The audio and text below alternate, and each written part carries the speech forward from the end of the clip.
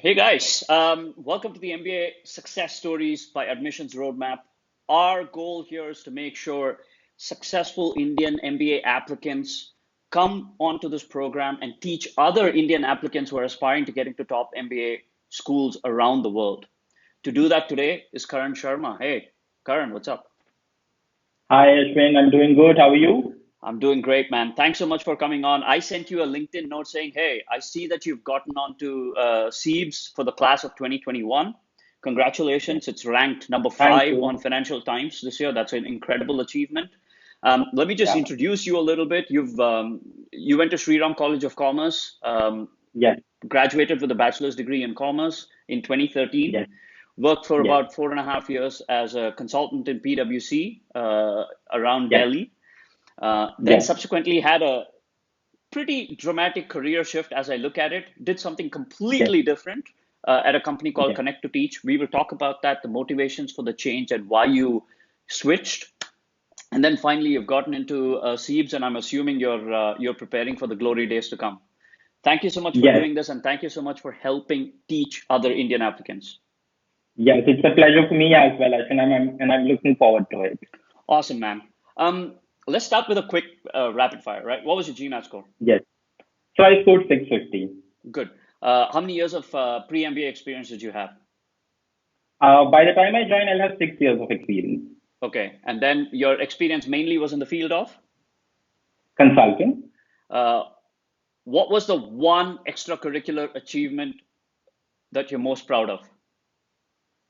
So I would say that usually people have sports or dramatics as an extracurricular achievement, but in my case, it was slightly different. So I was into modeling, and We'll yeah, talk about this. so I did not know this, but we'll talk about it. Okay, modeling. How many schools did yeah, you apply to this year? so I applied to I think 4 schools. And you got into the number five ranked school in the world. Congrats, man. Yes, yes, Awesome. yes, Now let's get into the depth of the interview. Let's go back to 2013. All right. You graduated from Sriram College of Commerce, one of the top colleges in India for commerce. Um, yes, you got into got into PwC as a management consultant. Again, one of the yes, preferred options for most people who want to go into a career after their undergraduate degree. yes. Talk about the journey and the need to pursue an MBA. Why did you want to pursue an MBA, and what got you interested in the MBA degree itself? Okay. So Ashwin, I completely with you that after graduation, people like to work for big names like PwC. But since my graduation days, I was very clear as to what I wanted to do ultimately in my life, and Which that was? was to have, which was to have my own entrepreneurial venture. Okay. But I was not very sure as to in which field would that be. So I just went with the flow. I was campus recruited by PwC. So I decided to join that, and I worked for over 4.5 years in PwC, uh, working with clients across the telecom sector, real estate sector, manufacturing sector, Yeah. and some other sectors as well. But then I realized that this is not something which would take me to my ultimate goal, Okay. which was, as I mentioned, to start my own venture. But Okay. then there was a friend of mine who was working at an edtech startup, and she was doing interesting things. So she suggested me that if I was looking for a change, I should consider that. And from there, I started that venture where we were connecting senior industry professionals and professors to tier two universities primarily, wherein the students would not have that exposure to talk to those interesting people. To take, yeah. So, This was Connect to Teach, right? yes, So let's break down that little transition shift from PwC to Connect to Teach, right? Moving yeah, away from a pretty secure big brand name job because of your interest in entrepreneurial venture. How yes. risky did you think it was at that time? It was risky because I had a big brand name backing me and I was earning a handsome amount of money. But then, so you just cannot sit back and, I mean, a big brand name cannot give you everything in life. Then you need to take risks. So I decided that that was the time for me to take a risk because if I failed then still I had a lot more. I mean, I could do a lot more and then be back on track. Understood. So I decided to take that shift, and working at Connect to Teach was an enriching experience for me because I was able to do interesting things. To take an example, I was able to connect the head of PepsiCo in India, the Hmm. director of disruptive innovation, to a tier 2 MBA college in Ahmedabad state, in the Okay. city of Ahmedabad in Gujarat, Okay. wherein I mean, those students were they would look up to him as a person, and when they got to directly interact with that person, they had an exposure which they could not think of. So Okay. these were the things which we were able to do, and after that, and then on that point of time, I thought that it's the right time for me to start looking for an MBA program Okay. because I got a taste of how startups work, Okay. but then to understand how the global education ecosystem would work, or how would I start my own entrepreneurial venture from scratch, or how would I maintain or handle those dynamic team relationships. So that I felt that I need an MBA, and then I decided to apply for the schools which I applied to. Okay, then let's reflect back. You Yes. applied maybe 10 months ago, 7 months ago. How long ago did you apply? So I started my application process in July Oh, July. 2018. Okay, yes. So let's say 7 to 10 months ago, right? As you Yes. were considering applying to schools, how did you make the choice that most Indians in your shoes will be facing? Do I apply to Indian business schools or do I apply to global business schools? How did you make that first choice? So for me, it was very clear that Indian B schools were out of option. I mean, I did not want to apply to Indian business schools. Why not? The reason for that was very simple. That I have been living in India and I got a taste of how things work in India professionally as well as culturally as well. But now I wanted an international exposure, which and then once I would have that, I would have experienced both the worlds. Okay. So then I thought an MBA degree from a top global B school and specifically in the Asia region would make much more sense to me. Okay. So then Uh, yeah, yeah, let's talk about the research that you did as you were both selecting and applying to business schools. Um, yeah, Most students who are in the initial process, when they contact me on LinkedIn, they say, okay, can you help me understand what school is right for my background and profile? How did yes. you figure out? You knew you wanted to do an international MBA program. You knew you wanted to fuel your entrepreneurial dreams. How did you go about narrowing down the list of 4 schools that you wanted to apply to? Yeah. So, Ashwin, first of all, I like to bring the point that many students run after the rankings. Yes. But then, as a student, you need to be aware of what your strengths are, what your weaknesses are, what are your career goals, and which school aligns to your goals. Suppose if someone's strength is leadership, he or she has shown exemplary leadership skills in the past, then Hmm. applying to Harvard makes sense to that person. But if someone is looking for, I mean, to enter the entrepreneurial ecosystem, then Harvard might not be the best school. So yes. So my thinking is also on similar lines. I figured out what my strengths are, what my career goals are, and then what region would suit me, and then zoomed in on schools which I finally decided. And then I ended up selecting SEEBS. I ended up selecting HKUST, HKU, CUHK as the schools where I applied. So you were super specific on focusing on the Asian region. You knew Yes, Asian schools is where you wanted to be, and you wanted to get that international experience. I'm glad you yes, mentioned that you did not chase the rankings. Look, you still ended up in the rank number 5 school in the world, right? yes, That still yes, happened by yes, chance, but you did that in the process that actually you are meant to do. Most yes, Indians come because they want to get into the top 10 schools, and then they really do not understand and assess fit with the school, which is a critical mistake. I'm glad you did yes. that. Let's talk about each of these schools. What research did you do, particularly about CEIBS? By the way, for everybody that's listening, CEIBS is China European International Business School. What research did you do about CEIBS? How did you go about doing the research? Who did you speak with? What forums and what networks did you use in order to understand what is the school really about? And are you a cultural fit with that school? Yes. How my research started was, first of all, I went through the entire website and the entire MBA program, what that MBA program would offer me as a student. Okay. And then after that, I got in touch with three alumni. And for each school I applied to, I reached out to three alumni or current students on LinkedIn. Okay. And to break that down more, out of those three alumni, two I focused would be Indians, and one would be a foreign national who would be studying in that school. That's And the reason for extremely. Look, I need to pause here and yeah, appreciate this. yeah, For most clients that I work with, I tell them, make sure you get a balanced mix. Make sure you get the international perspective and the Indian perspective. That is so astute. Congratulations on that, by the way. yes. That is the Thank way to you, do it. thank you. Go ahead.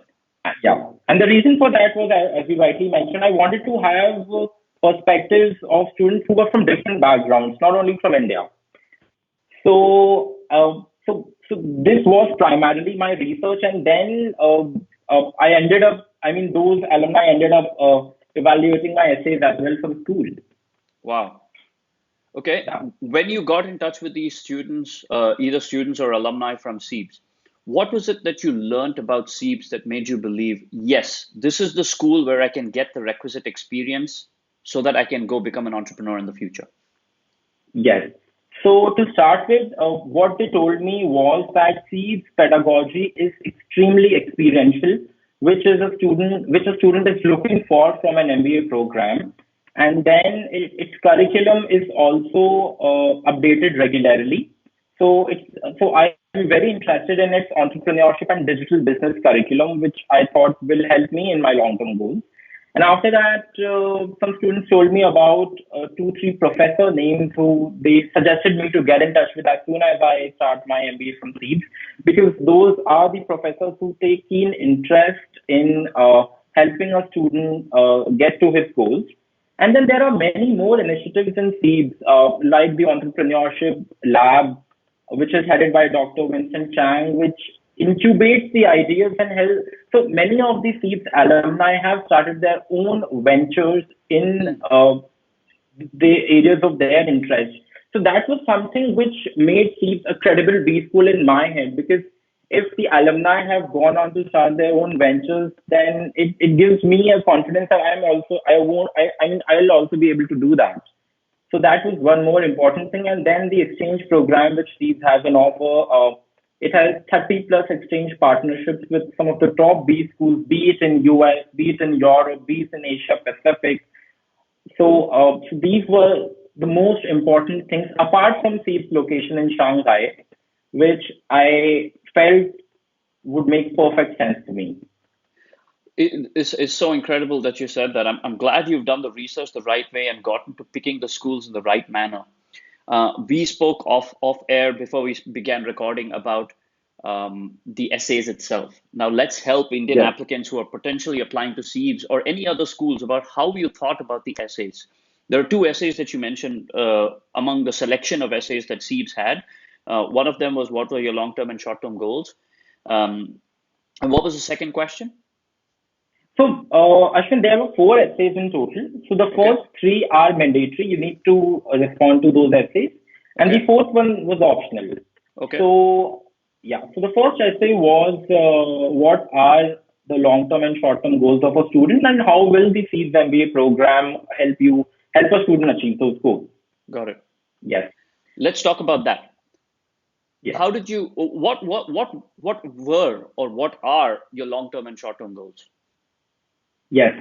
So my short-term goal, I would say, is to keep working in the education technology domain, Okay, or maybe enter education consulting space, working at a major consulting firm, maybe an EY Parthenon or a Deloitte, okay, so that I can get an in-depth understanding of how things work in the education sector okay, and develop a high level perspective of things. And from there on, I look forward to starting my own entrepreneurial venture in the education sector only. And okay. the reason I'm saying that is, Ashwin, because I feel that education sector till now is not fully explored. So there is K-12 segment, there is higher education segment, then there is the executive education segment as well. So we have a lot to achieve in these domains. And apart from that, if you go through the net, you will see that still, I mean, a lot of people in the world are illiterate and they've not got a chance to study. So why not do something which would make a positive impact in the lives of a lot of people? So that was my main motivation to go for something of my own in the sector. Okay. So that's what you mentioned as the long-term and short-term goals. How did you convince the school in the application that these long-term or short-term goals were achievable? Because that's a significant Yes. part of it. And how would CEIBS help you achieve that? Yes. So the approach which I used for this was, so this is more or less what I wrote in my first essay, which talks about this. So the first essay has two subparts to the question primarily. One, the goals of a student, and second, how would SEEDS help you achieve those goals? So I and the word limit is 400 words only. So what I did was I structured the entire response into three paragraphs. The first paragraph specifically pointed out my short-term and long-term career goals, and in the next two paragraphs, I made it a point to convince the AdCom that this is something which I'll be able to do with the help of CEIBS MBA. And Okay. what I did there was, Ashwin, first of all, I focused on what I had learned till now in my professional career. Okay. And then I tried to bring about the point that what skills or acumen I would require for my goals. And then where I see the gap lies in terms of skills. And then the last para I used to showcase to the AdCom that these are the specific features or the parts within an MBA of these which will help me bridge that gap. Okay. So then this So was, this is yeah. so well structured. This is like how a management consultant would write an essay. All right. I say this out of 10 years of management consulting experience. This is what I call the ladder strategy. When I work with clients, I tell them this is the ladder strategy. Tell them your long-term, short-term goals, which is the fourth or fifth step of the ladder. Tell them what skills you have, which is the first and second step. And the third step that is missing to go to the fourth or fifth step is what that MBA needs to cater to. Identify Yes, the gaps, tell them what skills you have, tell them where you want to go and fill that gap. You're climbing up the ladder and not jumping from one place to another. It's yes, yes. beautifully structured. Okay, Thank that's long-term and short-term goals. I think one of the optional essays that you spoke about was where Siebes had asked why do you want to work in Shanghai, or why do you want to be in Shanghai, and what is Shanghai going to help add to the experience, right? I'm Yes, paraphrasing the essay question, but go ahead. yeah, yeah. So this is the second essay question in the entire application process. So what I could gauge during my interview also with the AdCom was that the SEEDS admissions committee is very particular, and they would choose a candidate who shows a keen interest in making a career out of Shanghai or China. Hmm. And people need to have that enthusiasm in them to be in that country and contribute to its economy also to an extent. Right. So the structure which I used for my second essay was very simple. So I made it a point to align whatever I was writing to my short-term and long-term career goals. Hmm. So I started by telling them that since I would want to get into education consulting space right after my MBA, so Hmm. see location in Shanghai would be very helpful for me because at a very short distance from the campus are the Asia offices of these consulting firms. Hmm. So, and I'll also get to interact with these alumni who would be working in those companies, which would help me put forward a strong candidate for my dream role. Hmm. And and then how I aligned it to my long-term goal was, Ashwin, that I researched a bit about the Chinese economy and what steps the Chinese government is taking in the education sector. Hmm. So just to mention one or two to make it more specific to the goal. So the Chinese economy is now trying to shift from manufacturing to an innovation-driven paradigm, Hmm. and they are investing a lot in the STEM content and massive open online courses. Hmm. Hmm.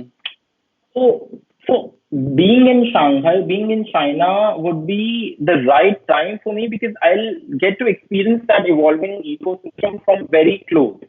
Mm. And then, Ashwin, there are famous, well-renowned entrepreneurs in the education sector who either stay in Beijing or in Shanghai, like Mm-hmm. Mr. Arnold, who is the founder of Fujian, which is one of the largest edtech companies Companies in the in world. yes, Yeah. in yes. Those were things which I felt my presence in Shanghai would help me get access to. Mm-hmm. And apart from that, I think now the entrepreneurship ecosystem is shifting from the Silicon Valley to Beijing. Mm-hmm. And Shanghai is close to 3.5 hours from Beijing.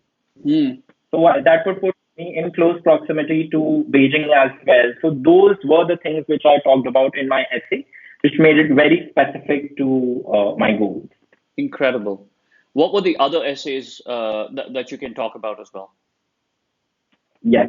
So the third essay, Ashwin, was the AdCom asked me two or three trends which I could see evolving over next 10 years, Mm-hmm. and how will I use CEIBS MBA to be ready for those trends.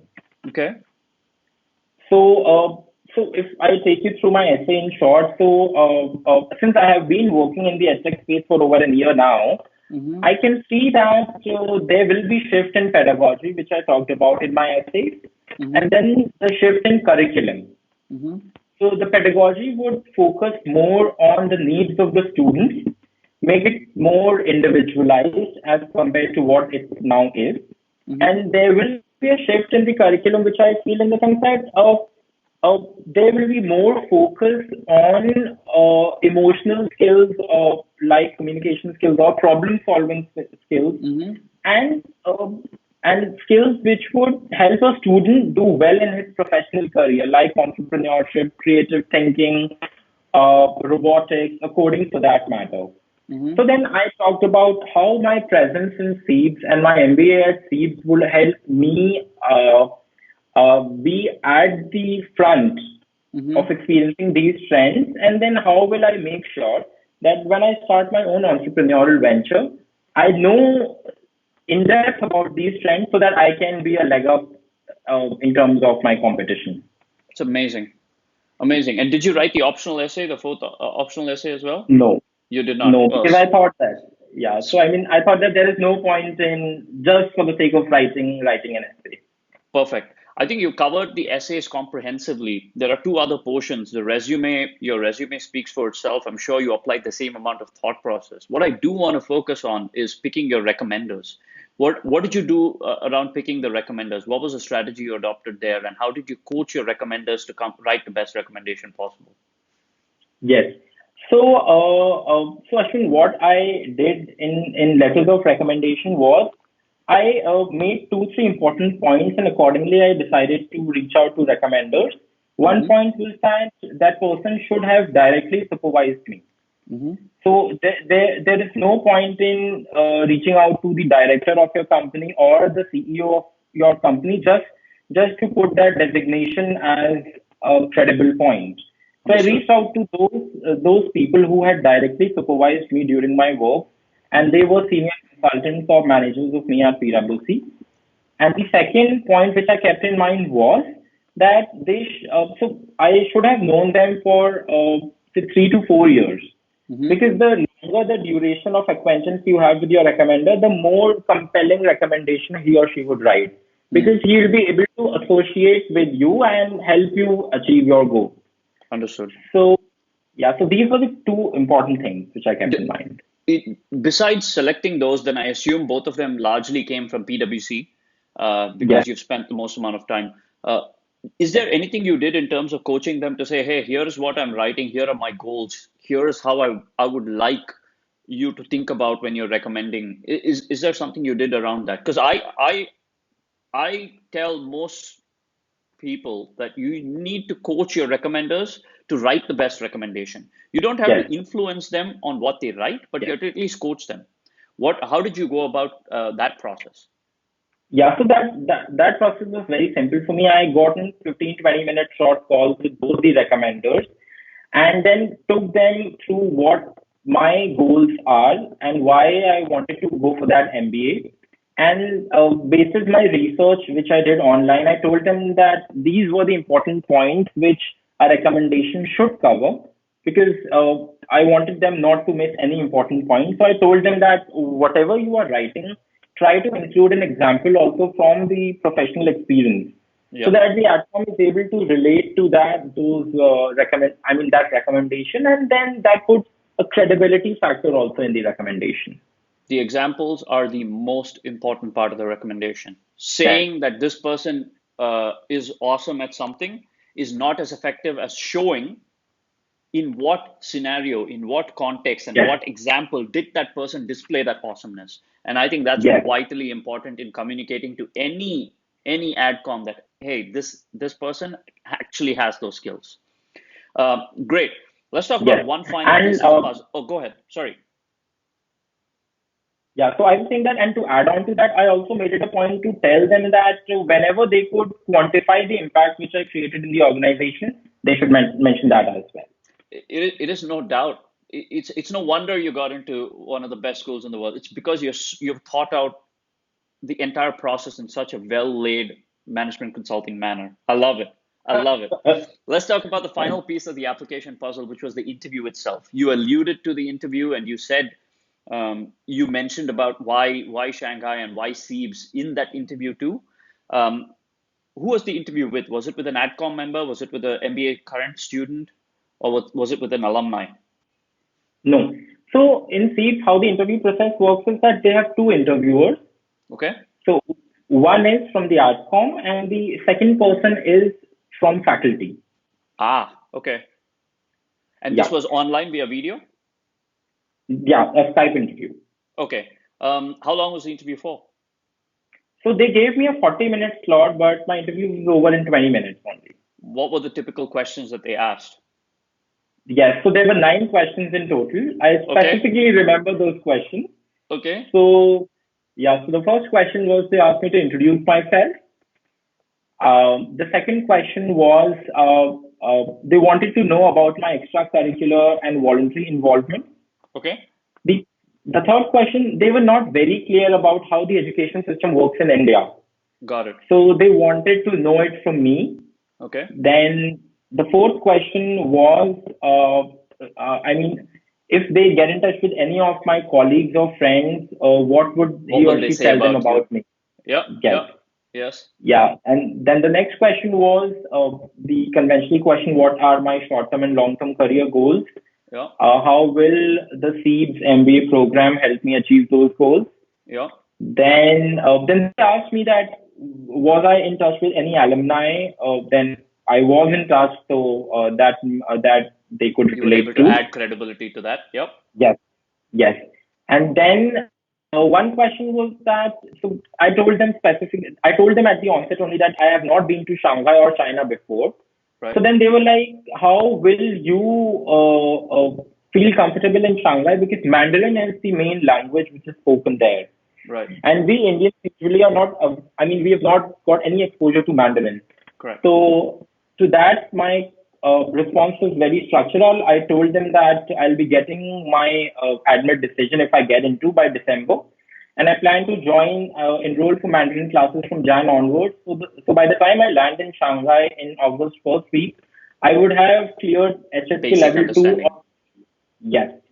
So which would put me which would put me well, and I'll be able to get in touch with people there easily. Given that you've gotten the admit, it's February or it's March. Have you already enrolled Yes, in Mandarin yes, classes? yes, yes, in Extraordinary. February. That's amazing. Let's I know you mentioned about many of this. I want to talk about how you prepared for the interview. But before that, let's talk about one or two of these questions. How did you respond to the question that said, if I ask any of your friends or your colleagues to say something about you, what would it be? What was your response to it? So I thought that talking about what my what my colleagues would say about me would make much more sense to the art form. So I basically touched upon what my strengths are to that question. that as a leader, I do not believe in micromanaging my team. I first try to understand each and every person in my team. I mean, many a times, Ashwin, what I have felt is if you start micromanaging a team member and he's not okay with that, then it can hamper his performance in a Yep. negative way. Yep. So, and some people might want to be micromanaged. So I try to understand what kind of a person that professional is, and then act accordingly. And then I gave them an example of how I managed a team in a crunch situation. And then the second thing which my colleagues would tell about me to the AdCom is that I am a person who maintains a fine line between professionalism and being friendliness. Because if you're not able to keep that fine line, then it can hamper the goals of your team. And the third one I can't think of now. Which is fine. I think the general balance, if you have, let's say, a couple of minutes to answer the question, is typically to say two positives and one counterbalancing weakness, and say, look, if I were to take a Okay. balanced view, my colleagues or friends would say these two things and this is the example. But it's okay to Yeah. go with two positives in general and close it, as long as you give clear Yeah. examples that aligns or Yes. shows the adcom what your value is, what your principles are. And that's a beautiful way to Yes. answer it, which is what you did. That's great. Yes. How did you prepare for the interviews overall as you got the interview invite? Yes. So I started preparing for it 2 days before. Okay. And my first step was to research online and see what kind of questions are asked in an MBA interview. Right. So I made a list of close to 40, 45 questions. Okay. This is my research. And then my research told me that you need to be very clear on all your whys. So Yep. in my case, they were why I joined PwC, why did I make a switch and started working at Connect to Teach, Yep. uh, and then why I want to do an MBA now, and why CEIBS for that matter. So we should be very clear on all our whys. Yep. And then we should be also very specific in terms of our responses to the questions. Um, and then include examples as well. So I Right. just cannot say that I wanted to build upon my business knowledge, so I'm looking forward to an MBA. That is a Yeah. very generic sort of a response. We need Yep. to align those to our goals. Yep. And yes, and then whenever I used an example in my responses, I followed the STAR approach, which was what was the situation, what was the task, what action did I take, and what was the impact or result of that action in Yep. this way. And then I made sure that the entire interview was conversational in nature. It Yep. was a dialogue and not a monologue. So I restricted my responses to under 3 minutes per response. Excellent. Yes. You're doing everything. You're checking the box on everything that is required to be successful in the process. Extraordinary. I want to wrap it up with two things. Um, Yeah. what was the toughest part of the MBA application process, you think? Uh, for me, I think selecting the right school was the toughest part. Mm-hmm. Because as I mentioned earlier as well, that I did not just want to run after the rankings, because if they did not align to my goals, there was no point in doing that MBA. Mm-hmm. So, researching about the school, knowing my own strengths and weaknesses, and which MBA program would help me reach my goals was something very important to me. Mm-hmm.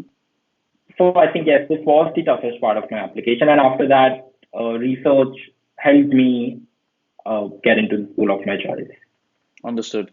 Um, what's the modeling thing that you did? Let's talk about that modeling and the volunteering. I want to make sure I address that as well. So I think so. As I was there in my college, so I loved interacting with people and engaging myself in a lot of extracurricular activities.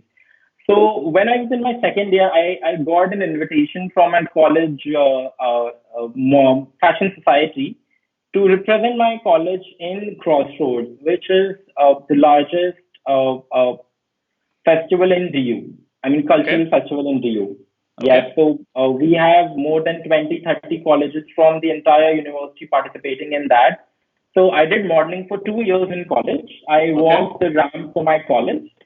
And so during the second year, there was a case when I was wearing a shirt and people were I mean, cheering me up to tear that shirt apart. I threw that in the crowd, and it was something which we usually do in movies. Did you ever mention this as a fun part of your life in either the resume or during the interviews? So I talked about modeling, but did not tell them Did that not I mention tore that my you shirt tore the apart. shirt. Yeah. I'll keep that for the privilege for our Indian viewers. This is good. Um, I want to wrap it up with one thing. What are Yes. the one or two pieces of advice you have for future applicants who are going to listen to this and going to reach out to you on LinkedIn or going to want to apply to other business schools like you have? So I have two important advices, Ashwin. Number one is a candidate needs to know what his strengths are, what his weaknesses are, what are his short-term and long-term career goals, and then he needs to convey those goals in a subtle manner to the art form. And he also needs to convey to the art form that he's coming to that school to develop his own personality, to learn from the experiences of his batchmates, and not just to treat that school as a placement agency who would give him that job. Extraordinary. Because that is something the art form is looking for, a student who will contribute to the class. Yep. And the second important advice would be don't just run after the rankings. Zoom in on a school which you think will add value to your professional career. Yeah. Yes. Extremely, extremely useful and candid advice. Thank you so much for doing the interview. I encourage anybody who's going to listen to this interview, who's going to connect with me, in case you're interested, not just in most of the Asian schools, but also in CEIBS in particular. Please contact Karan on LinkedIn. He's extremely helpful and will engage with you on the network and provide valuable advice, much like he's done today. Thanks so much for doing the interview, dude. Thank you, Ashwin. It was a pleasure for me to talk to you. Thank you. All right, bye, Thank you. everybody.